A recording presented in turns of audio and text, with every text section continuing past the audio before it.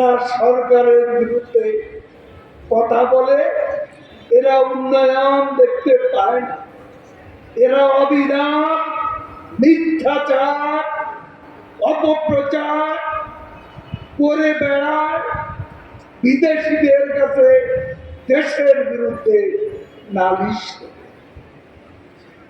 নালিশ করবেন কার কাছে? কার কাছে নালিশ করবেন? যাদের কাছে নালিশ করতে তাদেরও বেসামাল অবস্থা। এখন আমেরিকায় আরব বসন্ত, আরব বসন্তের নাম শুনেছে? আরব বসন্ত এখন আমেরিকা। সমস্ত 40টা ইউনিভার্সিটি ফিলিস্তিনিদের পক্ষে আজকে বিক্ষোভ করছে। ক্যাম্পাসগুলো আমেরিকার উত্তাল হয়ে উঠছে। এই অবস্থা দিয়ে দেখে সাংবাদিকদের নৈশ করে বাইরের সামনের দরজা ছেড়ে পেছনের দরজা দিয়ে গিয়ে ওই সমাবেশে উপস্থিত হওয়া। বাইডেনের পররাষ্ট্রমন্ত্রী চীন সফরে গেছেন মাত্র কয়েকদিন আগে। সেখানে সাংবাদিকরা জিজ্ঞেস করল, আপনার দেশে আমেরিকা বিশ্ববিদ্যালয়গুলো এত উত্তাল কেন? কেন এই প্রতিবাদ?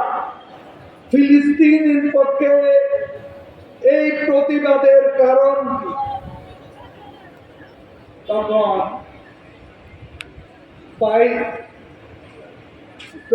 পররাষ্ট্রমন্ত্রী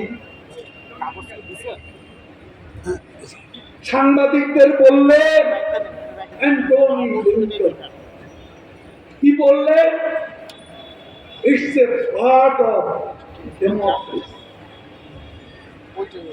এটা গণতন্ত্রের অংশ। ইউনিভার্সিটির প্রফেসরকে লাঠি পেটা সাংবাদিকরা কি নির্যাতন! কলম্বিয়া ইউনিভার্সিটি থেকে সবাইকে ক্লিয়ার করার জন্য আজকে যে বর্বরতা, আজকেই দেখলাম টেলিভিশনের পর্দা।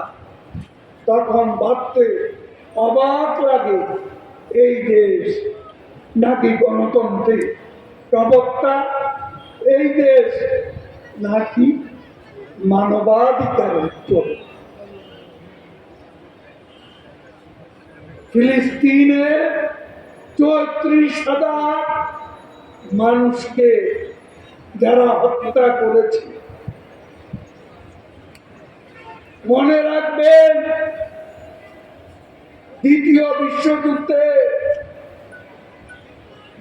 হিটলার হলোকস্টে 60 লাখ ইহুদিকে হত্যা করেছে। আর ইসরায়েলের প্রধানমন্ত্রী নেতানিয়াহু আজকে মুসলমানদের প্যালেস্টাইনিতে ওই হিটলারের কায়দায় একে একে হত্যা করছে। নারীরা রেহাই পাচ্ছে না, শিশুরা রেহাই পাচ্ছে না। মাঝে মাঝে মনে হয় হিটলারের চোখ জঘন্য লোক এই ইহুদিবাদী নেতানিয়াহু, ইসরায়েলের প্রধানমন্ত্রী।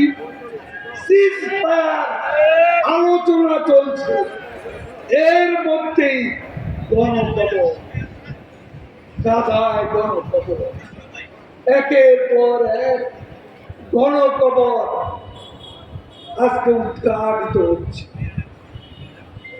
এই বর্বর মাঝে মাঝে মনে হয় মধ্যপ্রাচ্যের নিয়ন্ত্রণ এখন আর বোধহয় ওয়াশিংটনের হাতে নেই। মধ্যপ্রাচ্যের নিয়ন্ত্রণ এখন মনে হয় ইসরায়েলের প্রধানমন্ত্রী নেতানিয়াহু হলো সবচেয়ে বড় ক্ষমতা। ওয়াশিংটনের কোনো ক্ষমতা নেই। ওয়াশিংটন অর্ডার করে, নেতানিয়াহু মানে সিজফায়ার করো, গাজা এইড পাঠাও, আমাদের আর উইল মেক আওয়ার ডিসিশন। বাইডেনের নির্দেশ নেতানিয়াহু মানে না। তারপরও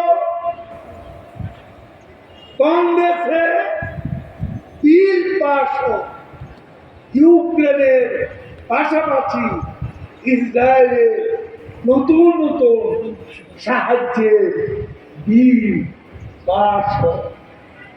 বাইডেনও এখন নেতানিয়াহুকে ভয় পায়, তার কোনো কর্তৃত্ব নেই। নেতানিয়াহু ধমকে তিনি পটে দেন। আমরা তো দেখলাম প্রতিদিনই এ দৃশ্যপট দেখে যাচ্ছি।